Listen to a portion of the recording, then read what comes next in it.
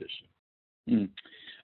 In speaking of not knowing how, when, or if what seems to be a very good idea may actually become reality, a very good idea in this case perhaps being the immigration fee. Let me go back to Oregon, the proposal of a market for organs for just a moment. I know that you know, you and a lot of other economists whose research I respect a lot are often reluctant to predict the future because the future is very hard to predict, if not impossible. That said, let me ask you a kind of binary prediction. When it comes to organs, which do you think will come first in the U.S.? A market for human organs, as you suggest, or technology that eliminates the need? In other words, technology that essentially produces artificial organs of a suitable quality? Well, it's a good question. And as you say, it's extremely hard to predict. One, I mean, I'm no expert on technology and how close we are to such a technology. So we're very close to it. I would say that's going to come before we legalize the sale of organs. If that technology is let's say a couple of decades at least away, where we can do that easily, then I suspect we have a good chance that the legalization of the sale of organs would come earlier. And I come back to something I said earlier about the fact that this has been a debate topic for high school students. Now, the only reason I know about that is that several students from different parts of the country wrote me saying, this is our topic this year. We came across your article on this. Can you give us any help at points? And so I did interact with a few high school students. The fact that they chose as a high school student suggests to me that doesn't mean it's going to be adopted next year or the year, but that people say, well, this is not a completely absurd topic that we don't want to discuss. So I think within a decade, I would say within a decade, there's a reasonable chance that there'll be some steps in that direction. That would be my prediction. As you say, it's hard to predict, likely to be wrong, but that would be my prediction. A lot of people might be surprised to hear that if I'm a high school student with a debate coming up and I write to Gary Becker at the University of Chicago, that he'll help me out. Is that your policy? Occasionally, if the students don't last for a free lunch for me to do all the work for them, but have reasonable questions. Yes, I like to deal with high school students. I think they're open to a lot of thinking. They ask good questions. But what I don't like is when the students want me to write their paper or write their talk for them. That I don't respond to. Gary, we also solicited for this chat questions from readers of the Freakonomics blog who are presumably a bit more familiar with your work than the average person. So let me throw you a few questions from them. A fellow named Thomas Lau says the following.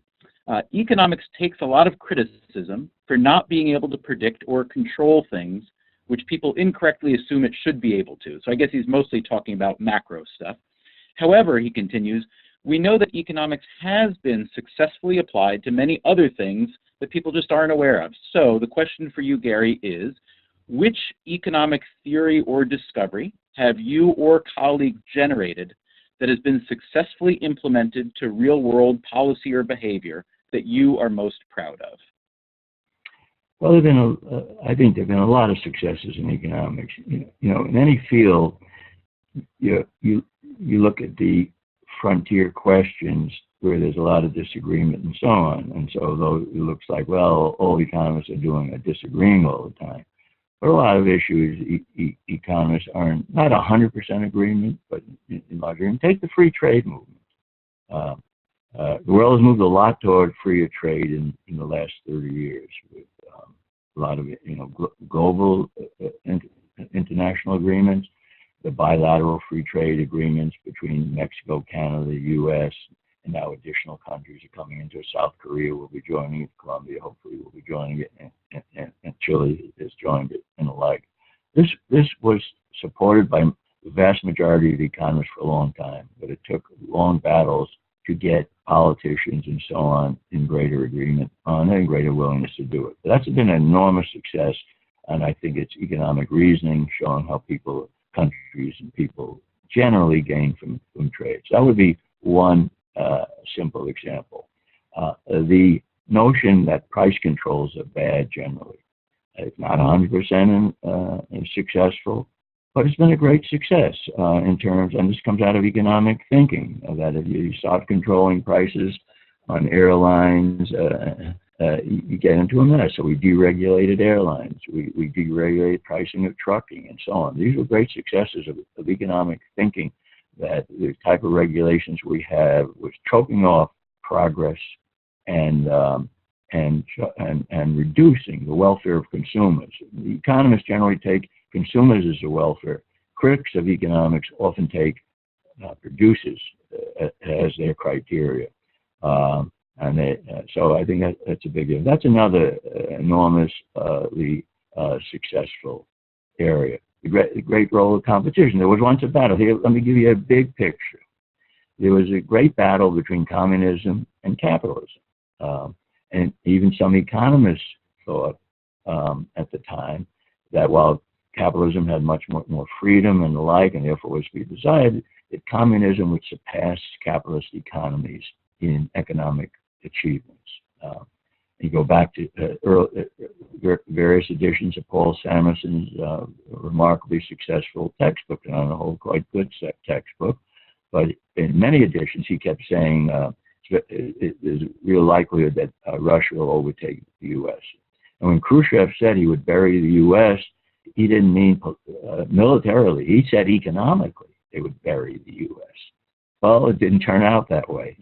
And the economists saw, not all economists, but I would say certainly Chicago economists and many others who saw how markets operate, how competition operates, were very highly skeptical of that view, and indeed pointed out fatal flaws in centrally planned economies. And you had great heroes like Hayek and others who wrote convincingly on this topic. This was, I think, a great achievement of economics. I'm not saying economic theory led to the demise of communism and to the growth of economies like Taiwan and Hong Kong and Singapore and Korea and Japan that were mainly free market economies and thereby influenced China and India. But economic thinking provided the foundations for a lot of the intellectual support for this. So that was a great success. Now, where economists have had more trouble and some serious trouble is in predicting financial crises, Great Depressions, and the like. And there's an area that the economic thinking is still imperfect about it. I mean, there's no doubt there are a lot of limits in how much in some of these big macro type cyclical aspects can be predicted. Even there's some important predictions. It's well known it's like increasing the money supply rapidly and for a sustained period, you're going to get inflation. Inflations are pretty much everywhere a monetary phenomenon, as Milton Friedman once famously said. I think he's been absolutely proven by that time and time again. So that there is important successful predictions about that. Major depressions of mischief in the financial sector are important factors in that. That was proved in this occasion, and it was true during the Great Depression. So I think that's another important macro type prediction that one can make. But there are many others that it's very difficult. And so, economics is a science in progress, a science in work. And it's not perfect, and a lot of things economists don't know, and a lot of predictions that have gone wrong. But then nevertheless, there is a strong foundation of economics that have made some predictions and some policy proposals, and that have been remarkably successful and have contributed to enormous increases in the welfare of the average person.